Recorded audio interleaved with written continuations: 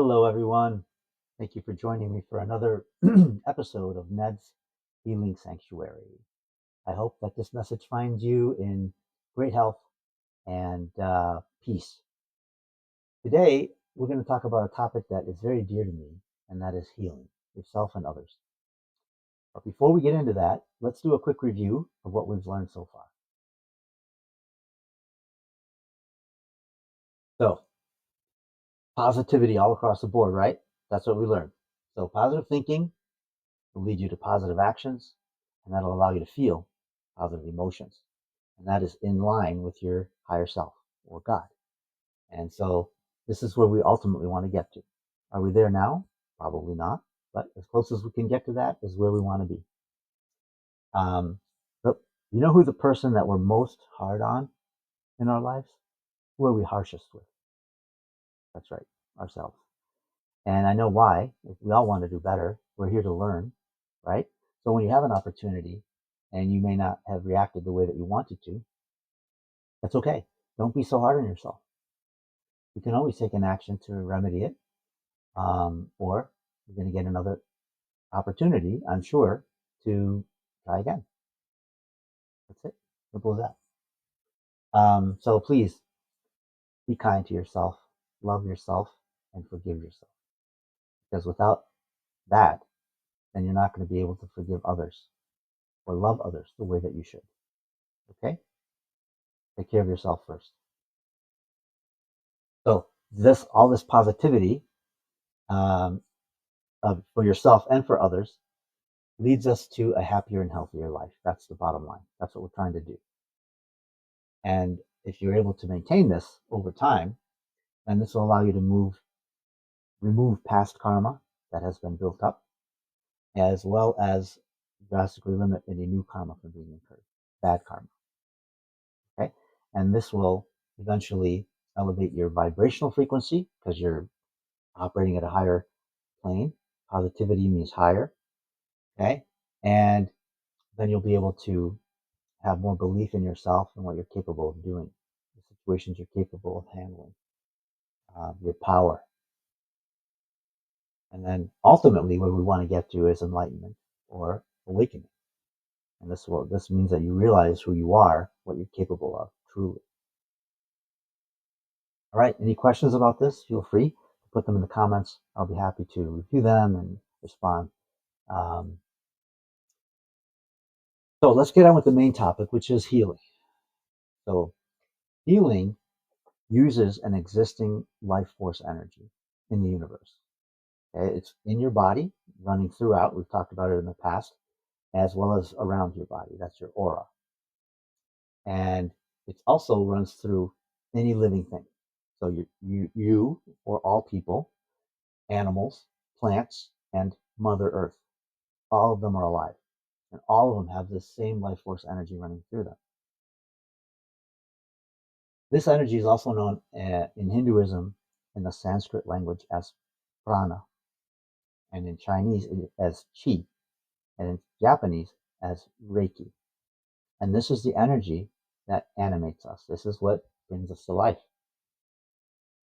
Imbalances or blockages in this energy is what causes illness or dis-ease. See what I did there? Disease.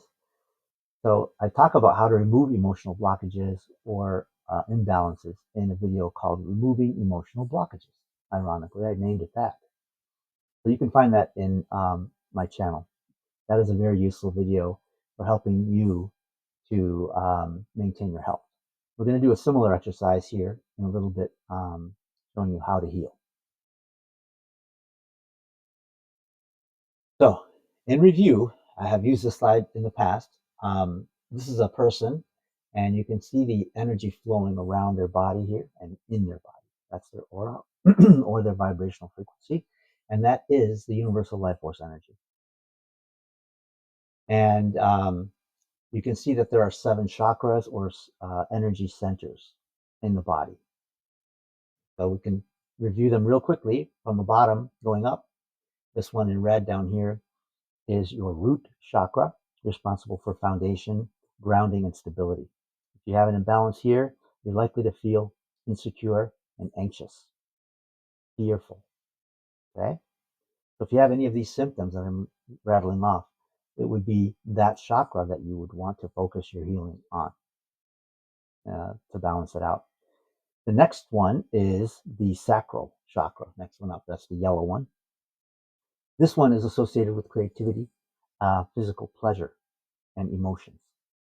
So an imbalance or a blockage here would cause emotional instability, a lack of creativity, and issues with desire or reproductive and urinary problems. So if you have those, focus on the sacral chakra. The next one up, this red one, is called the solar plexus, and it's in your upper abdomen. This one is the seat of your personal power, confidence, self-esteem, determination come from this chakra. And imbalances or blockages would give you a lack of self-worth, so low self-esteem, confidence. Also, digestive issues, difficulty setting goals would be originating in the solar plexus. Next one is the heart chakra. This is the bridge between all the chakras because there are 3 beneath it and 3 above it. The heart chakra, as you would imagine, is responsible for giving and receiving love and joy, compassion, and emotional balance. An imbalance in this chakra would lead to feelings of loneliness, shyness, and inability to give or receive love. So if you feel like unloved or you can't give the love someone needs to receive, that would be an imbalance in this chakra. Next one up is the throat chakra. And to no one's surprise, this one is responsible for communication. So if you have uh, an imbalance here, then you might feel overly shy, or you might talk too much, or you may have throat and neck issues. And then the next one up from that, second from the top, is the third eye chakra, which is right where you would expect it, in between your eyes. And this is the center of intuition, imagination, wisdom. And if you have an imbalance here, then you might lack intuition, difficulty with your spiritual connection. Okay, and the one on top of your head is your crown chakra, and that represents your connection to the divine and spiritual enlightenment, higher consciousness. And an imbalance here would give you feelings of disconnection and lack of purpose, maybe depression. Okay, any questions on these? Feel free again to put them in the comments and I'll be glad to respond. So, how does healing work? Well, when you have disease, in the spirit world, a headache, we would do the same thing to heal a headache as we would to heal cancer. And I'm not trying to minimize the impact of cancer or other diseases like it. We're just indicating that same steps would be used in a spiritual exercise to heal as you would do for headaches or cancer. That's all I'm saying. Okay? We're going to use the power of intention, which is aligning with our higher self, our spirit, to meditate, okay, and direct the universal life force energy to the area of the body that needs attention. That's what we're going to do. You're not going to physically heal yourself. You're going to direct God's energy to heal you or the person that you're thinking about or the person in front of you. Okay? So spiritual healers don't heal themselves, although it helps for them to have a high vibrational frequency, high belief in themselves, a high positivity, right? Because then they can affect the change. They can believe they can do it, and guess what? They do it. Okay? So the same thing applies to you. So the spiritual healer is a conduit, a channel of the universal life force energy, and they direct it through their thoughts and imagination to where in the body that they are healing they want it to go. And then they imagine the healing taking place. So they're using the body's ability to heal through this life force energy to heal the body. They're not actually doing anything themselves, but directing it. Okay? They have the right intention. They want to make you feel better. So that's why it works. Should you try to heal yourself and others? Absolutely. That's what I'm here to tell you to do. Do it. Okay? As long as your intentions are pure, you're acting for the good of yourself or the person you're the object of your healing, then you have nothing to fear. But remember, the law of attraction is hanging over us. So if you have uh, intentions that are not pure, you want to harm someone, just be ready for that to come back at you. So the higher your vibrational frequency is, the better results you're going to get. Why? Because you have more belief in what you can do. You have a better understanding of who you really are, right? And so you're a being of light. You're an energy mover and shaker. That's who you really are. Okay? So the more belief you have in that, then you're going to be able to affect this change more readily. So the energy will bring you back into balance. This energy will, of any area of your body that is out of balance. And then that will allow the healing to occur. All right. So believe in your abilities and be open to being healed. Key things to understand. Here's an example of healing through meditation. Now, I'm going to put a link in the description for a guided meditation such as this one. And you can feel free to follow the guided meditation, which is a YouTube video basically that directs you what to do. Or you can kind of go off on your own and use this script to tailor it to what ailments you want to address. Okay? The one I would put in the description would be a more general, various body parts that people commonly want to improve the health of. So step one, if you're healing someone else, if you're in proximity with them, I would recommend touching them. And the best way is to just hold hands. Okay? And if not, then keep your hands on your lap facing up, palms up. If you're outside, fantastic. We can do a combined grounding and healing meditation. So take off your shoes and socks, put your feet on the grass or on the soil, and we can get ready to party. So next, you're going to close your eyes and imagine a beam of light, white, blue, whatever your favorite color is, coming through the top of your head, your crown chakra. Okay? And let's say you want to heal your, and also imagine at the same time that you have roots growing through the bottom of your feet.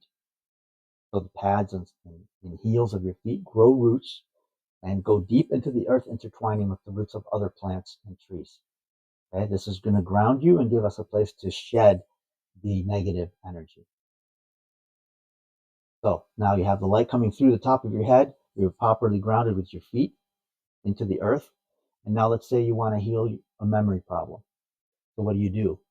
So the life energy comes through your crown chakra, bathes the brain in energy. Okay? And all you have to do is say these words and imagine it happening. I have perfect retention and I have perfect recall. Okay? That's it. Believe it, say it, picture it, and then you can go on to the next area that you want to heal. So let's say you have a headache or a migraine. So we probably know that what causes it are nerves, right, on the inside of your skull around the brain. And you can picture them as being inflamed, maybe red and throbbing, right, which maybe is the root of the throbbing headache. So what do? That bathing, healing energy comes through, bathes the inside of your skull and your brain in the healing energy. It soothes the nerves that are throbbing and red. Okay? And they turn maybe blue and they stop throbbing. Pain is gone. That's it. Move on to the next ailment. Let's say you want to tackle pancreatic cancer. So picture the life force energy going through your body to the pancreas. Picture the pancreas speckled with black, indicating cancerous cells or growths. Okay? Let the life force energy bathe the pancreas and then watch the pancreas heal right before you. The black spots are disappearing one after another. The pancreas is healthy, pink. And then move on to the next part of the body. Let's say you want to heal digestive problems. Picture the energy going into your abdomen, bathing your stomach and intestines in this energy. You can even say the diseases you want to heal. Let's say you have Crohn's disease or ulcers or a leaky stomach lining, whatever the case may be. Picture it healing the ulcers, which can be black spots on the stomach, the inside of the stomach. Picture the wall of the stomach being complete, sealed. Picture the intestines pink and healthy, doing their job. Okay? And now, with every inhale, picture clean life force energy coming from the top of your head and in through your nostrils. And then with every exhale, you're pushing the negative energy, the negative thoughts, the negative emotions, the illness down farther into your body. Push it down with every exhale. Now it's down to my spine. Now it's down to my legs and knees. Now it's at my feet. Now it's into the roots, going and going and going. And then it's all gone when your body, your full body and your mind is the same color as the life force energy. So if you pictured, let's say, light blue, your whole body's light blue. Okay? And the negative energy and illness went into the earth, into Mother Earth. So next, what do? Let's do the grounding since we're there. With every inhale, now you want to bring up earth energy. Comes up to your knees, through your feet, through the roots. Okay? Into your waist, into your chest, up into your head. And now the life force energy mixes with the earth energy. And you have combined healing and grounding happening. Okay? Now what? Repeat this exercise every day for 15 minutes.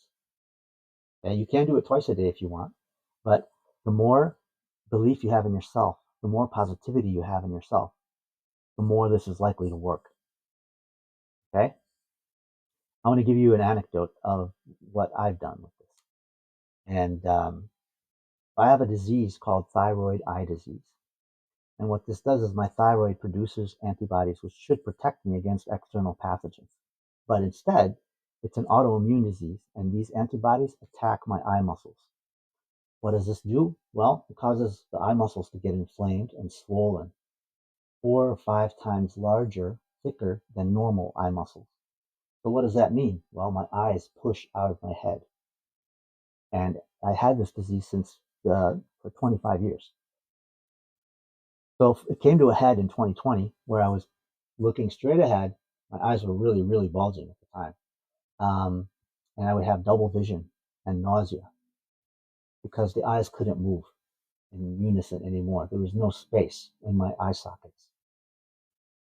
So there was a drug out there available for reducing the bulging, but it didn't work on older cases, just new ones within the last 6 months if you've been diagnosed.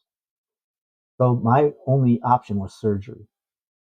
I had to go to a oculoplastic surgeon, basically face reconstruction around the eyes. And so they had to do an invasive surgery. I won't give you all the gory details. And they had to widen my eye sockets and make them shallower and remove all the fatty tissue, everything that wasn't used to see. And so when my eyes healed, I had one eye going up to the right and one eye looking straight ahead. So I had severe double vision, worse than before. So I needed another surgery to straighten my eyes. After that surgery, a year later, the disease came back in this eye that they straightened, and it started to bulge again. And I had to, so what I had to do prior to this, for 16 years, I had to bandage my eyes closed at night because my eyelids wouldn't close all the way. And if you sleep at night, your eyes will dry out. That could cause permanent damage to your eyes. And they dry out, they water, your nose runs, you have to get up at night and clean all this up. And so for 16 years, every night, part of my bedtime routine was to bandage my eyes closed. And if I put the bandages on too tightly, I couldn't see the next day. Everything was blurry because my eyes were misshapen. and it would take 8 hours for them to regain their shape and for me to see. So the disease came back, 3 times basically. Initially, I did the surgery, then on this eye when they tried to straighten it, and then the disease came back, and they tried to straighten this eye, and then it came back again in this eye, and I had to go on medication, intravenous medication, first for 6 months each time. And so, cut to the chase, I was in a good space last year after all the surgeries and medication. But last month, this eye started to bulge again. I was disheartened. It was heartbreaking because I thought I would have to contact my doctor to go through that intravenous medication again, which, by the way, caused permanent hearing loss for me. And so, um, what I ended up doing was saying, wait, I'm not going to contact my doctor. I'm going to try healing meditation.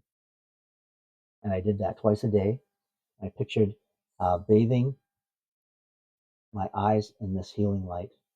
I pictured the eye muscles shrinking. I pictured my eyes receding into my skull and looking normal and looking straight. That's what I envisioned. And guess what? 2 millimeter bulge that was there and causing me to tear up at night and you have to tape or bandage my eye shut went back to its original place in my head. So my eyes are straight and my eyes are perfectly aligned and there is no bulging happening. I don't have to bandage my eyes anymore. Okay, and this is considered a severe disease with no cure. So if I can do that, I think you can do whatever you intend to do. You just have to believe. So I thank you very much for being with me today. I would love to hear how your healing attempts are going. Please give me updates in the comments if you're, trying it on yourself or family members or friends. And remember, you don't have to be right next to you in the room. Spirit has no distance. So if you're thinking about somebody halfway around the world, if your intentions are pure, send them thoughts. This is prayer. What is this? It's prayer. It's prayer with visualization.